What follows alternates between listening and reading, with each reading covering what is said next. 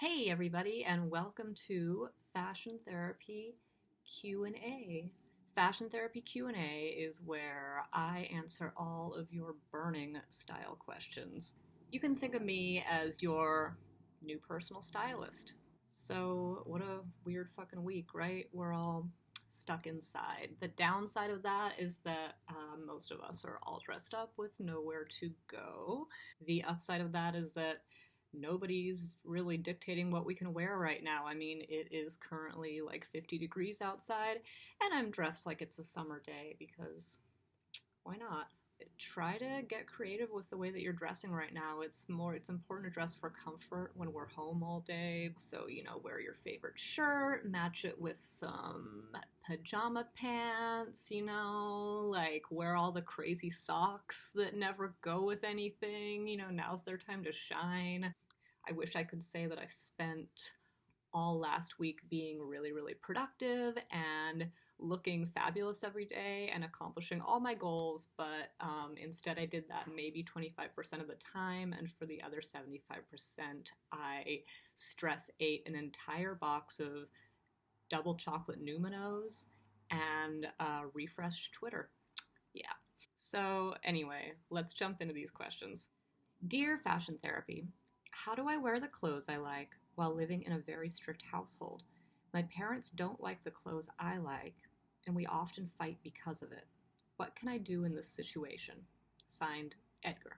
Edgar, this is tricky for me. I grew up in a household with pretty much no rules, which is why I've had to spend the better part of my adult life trying to figure out how to function properly. I'd kind of like my mom to weigh in on this one. She grew up in an insanely strict household. I'm going to call her up and see what she has to say. Hi. Well, I've been doing this online video series where I answer people's fashion questions that they send me. From your experience, what do you do when you live in a strict household and you want to have fun dressing up, but your parents won't allow it? Oh, well, I don't know if I'd give very good advice, but Well, what did you used to do? well, I grew up in a very strict household and I was very regulated on what I could wear out of the house. I also had to go to a Catholic girls' school where I had to wear uniforms. So I was particularly rebellious about, being able to dress in my own style. And this was in the 60s when the hippie look was very popular. So my way of doing things was to dress in the clothes my parents bought for me, leaving the house, but always have a pack of my clothes I wanted to wear with me, and walk to the local gas station and change my clothes in the restroom, and then go about my business, and then change back before I went home. However, after doing that for a while, my father found out about it and found my hippie clothes and burned them in the backyard, much to my dismay. So that I don't really have any advice. It's a tough thing. Parents are difficult, so. But I must say, after a while, my parents just gave up and I just went about my business, and I snuck out of my windows and wore whatever I wanted, and then I left home at 18. So, coming up, you can leave home and have your freedom. Yeah. Thanks for helping me answer the question. Okay, I don't know if my advice was very good, but that's kind of how I did it. So, or maybe he could wear clothes like under his clothes. Oh no, I guess not. When it's cold, he could wear clothes under his clothes, but they might see it. I don't know. Tell him to carry a backpack with stuff in it. Well, okay. Anything else? That's all for now. All right.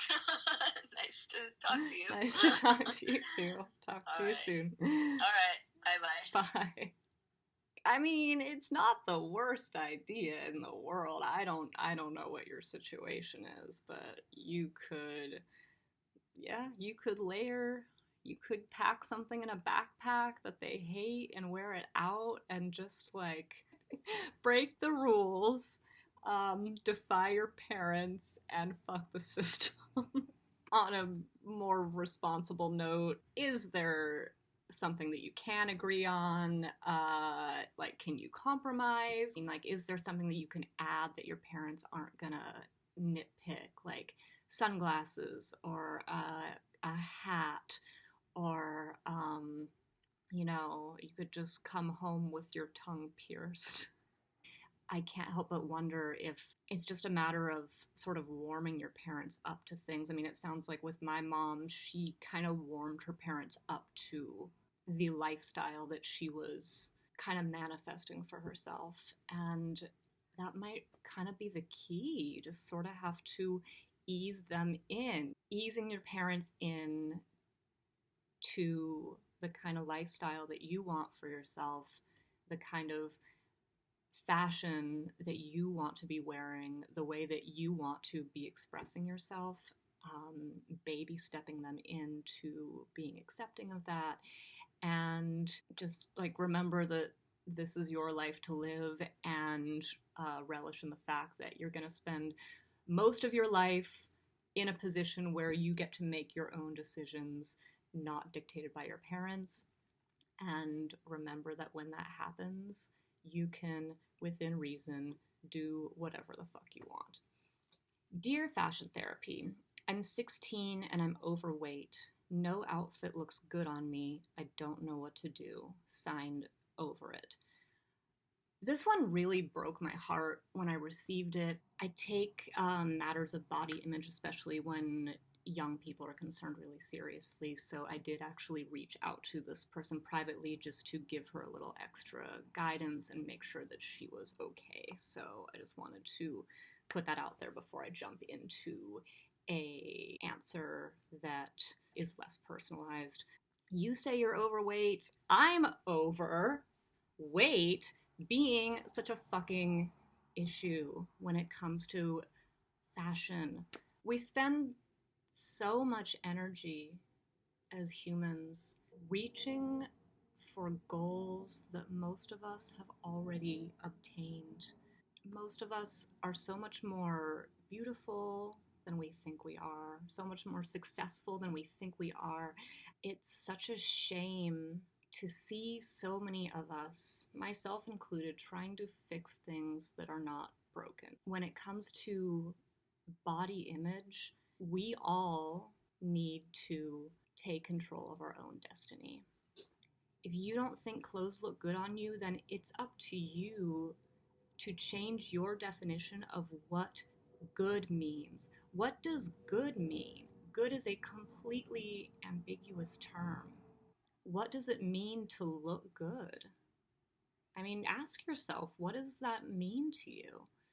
It might mean something completely different to me than it does to you. I know it sounds so fucking radical and impossible right now, but until you change what your definition of looking good is, you're never going to feel like you look good enough.